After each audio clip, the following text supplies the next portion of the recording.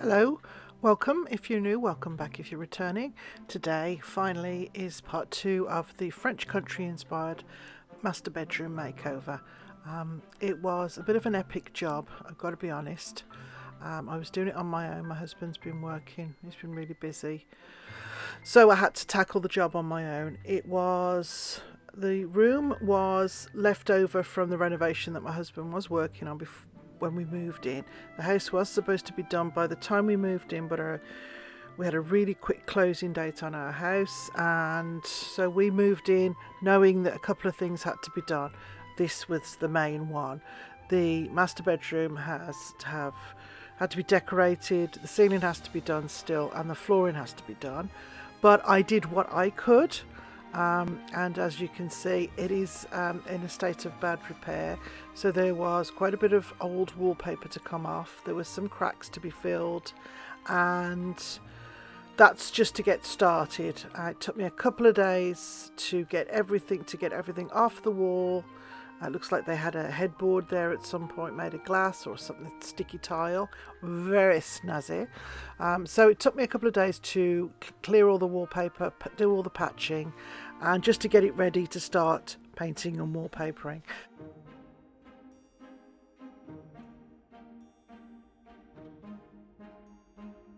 This was another little wardrobe dresser that I'd picked up. I'd done one and refinished it previously. This was a second one because we have very, very little storage in the bedroom. We have one closet. So this was day 2 with the blue paint. I will leave a link to the colour of the paint. It was a very, very light blue, and the reason I picked the light blue, I wanted obviously the French inspired look, and I had picked up some wallpaper, 3 rolls of thrifted gingham blue and white wallpaper, so that was kind of my kicking off point for this room.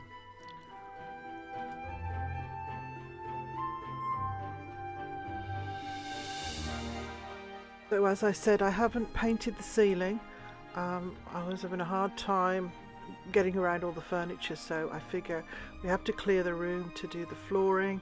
I will then do the ceiling once the flooring, and then we'll put the flooring in and it'll be completed, and I will show you the completed room at that point. But there was a lot of patching to be done, so I'd patched, painted partially, and then you can see the bulkhead for the stairs, the upstairs. I'm going to wallpaper that and the headboard wall. So this is the unit that we'd originally bought, and I'd liked the colour that I've painted that, but as you'll see I had to match the 2 units together because I couldn't find the original paint colour, and then I ended up liking it better with the lighter colour. It went with the room better. So here's the wallpaper. That was 2.5 rolls I used to do that wall. They are 9.5 foot ceilings.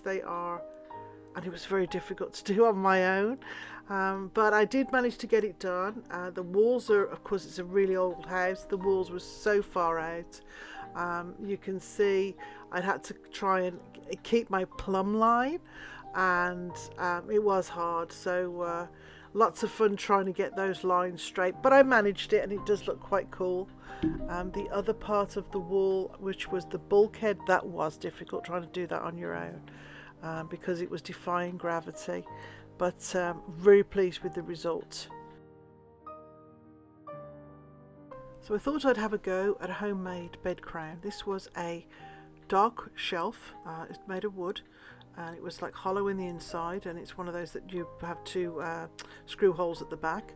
I painted it white, then I wallpapered it, and I'm going to show you the finished result when we're done, and I think it turned out really quite well.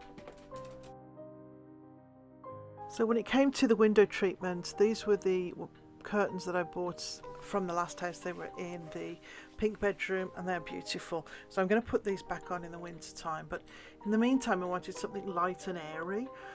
I decided to split it up into 2 parts. The side panels I made just white curtains. I had 4 panels of white curtains. I cut the rings off the top, as you can see, and then I took a pair of the Lille IKEA neck curtains and pleated them to the top and then just sewed them on, and it gave a really nice light airy window treatment for the two side panels of the windows.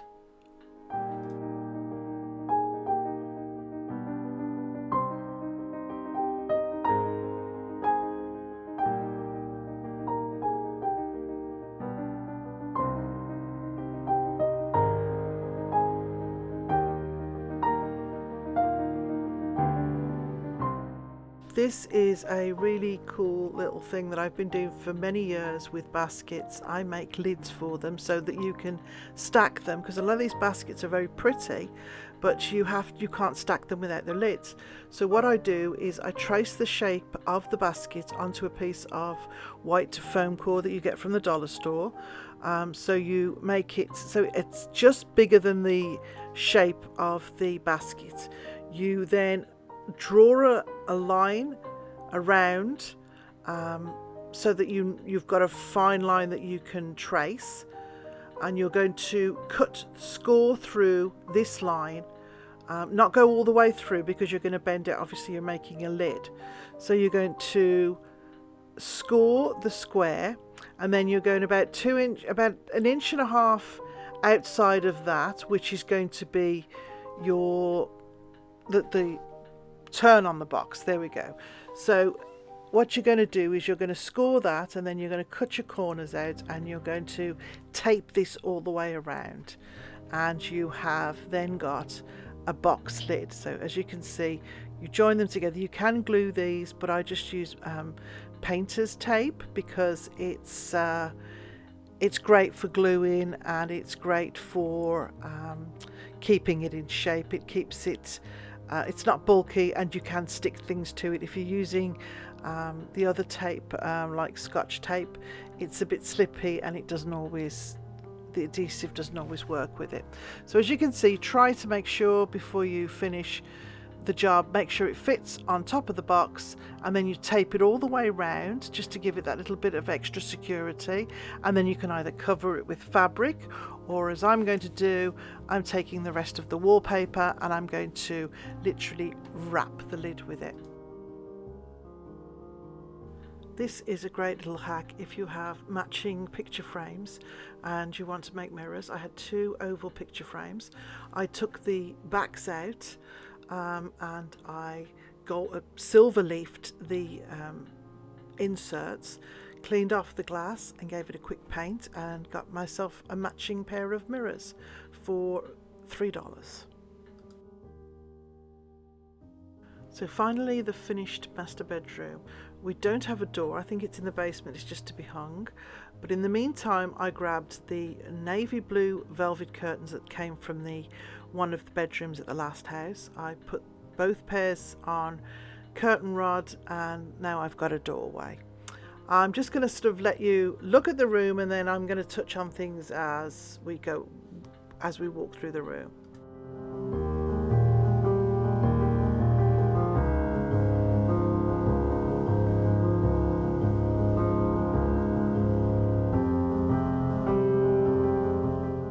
I just wanted to point out there is no ceiling light. The only light source that I have are the two bedside tables and the light from the window. So it is a little shadowy, but that's just because, as I said, there is no ceiling light. So as the video goes on, it gets a little bit more shadowy, but you can still enjoy the room.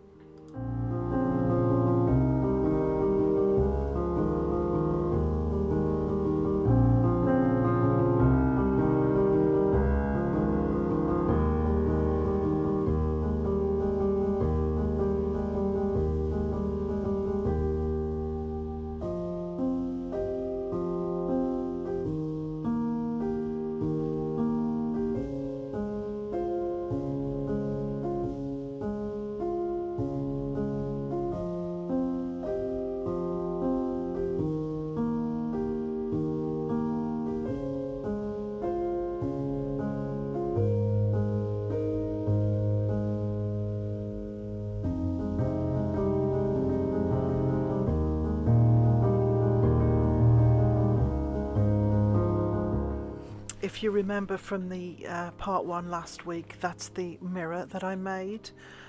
It was painted, there was a little bit work done to the frame, and then I aged the mirror by using paint stripper and a little bit of bleach. There's lots of videos on YouTube that show you how to do it, so I was really pleased with how that turned out. The curtains actually were an old bedspread that I'd got, and I just cut it in half because I liked the blue, it went with the room. And you can see the baskets there on top of the dresser. It's just so much extra space, and again you can stack them, so really pleased with how those turned out as well. I picked up these two baskets for $2 each and just tied a couple of ribbons onto the back to hang on the hooks, then filled them with the lavender. The curtains, as I said, it just offers that little bit of privacy. You can get changed, and again, if you wanted to go and have a lay down, at least you've got the privacy. It feels like a door. There's the finished mirror. As I said, this was just a matter of disassembling it, taking the mirror out, putting some paint stripper on which takes the layers off, and then spraying it with a bit of bleach, and it gives it that lovely antique feel, and I'm very pleased with how that turned out. The two little wall sconces were $1 each. I do have more, but they're in storage, so I figure those were perfect for the walls.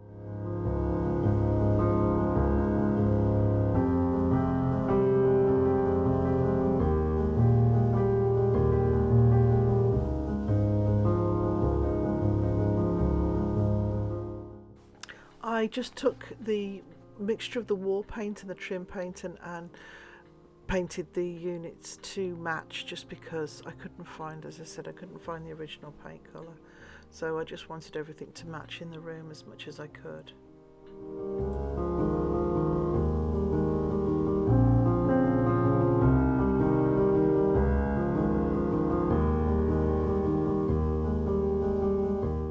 So those are the finished baskets. As you can see, I just used the wallpaper for the lids, and I've got two more that I'm going to finish and put in the room.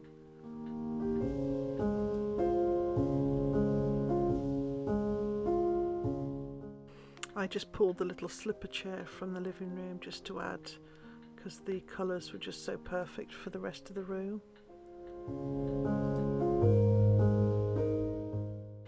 I think honestly 99% of this room was thrifted. The lamps, the lampshades were made over, the mirrors, the wallpaper, the curtains, the drapes, the nets, the baskets, you name it, pretty well everything was thrifted in this room. So it just shows, you know, with a little bit of patience, you can adapt pretty well anything to what you want. And I think the finished look is pretty well almost exactly what I was hoping for.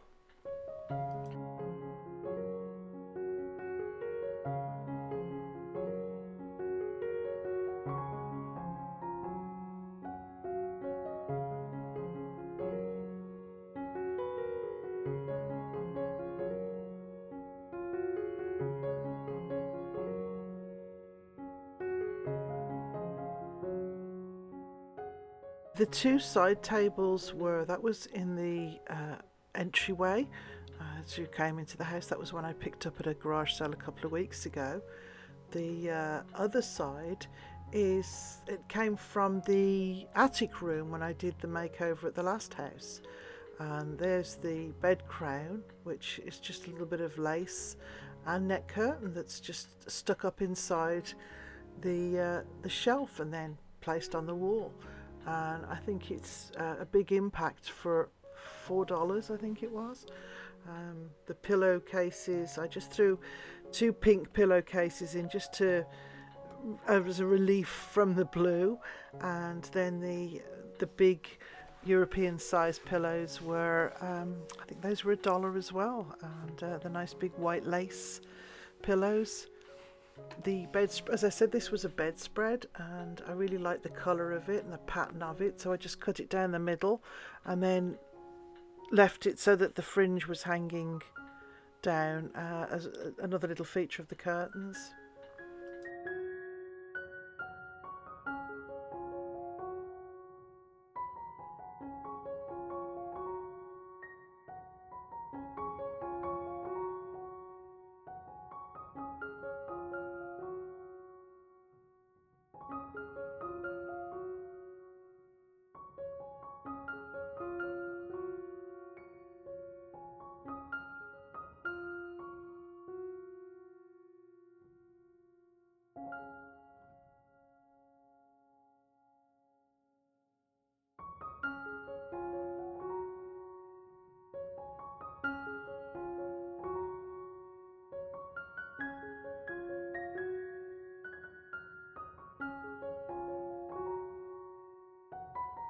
Thanks so much for watching. I hope you enjoyed the makeover.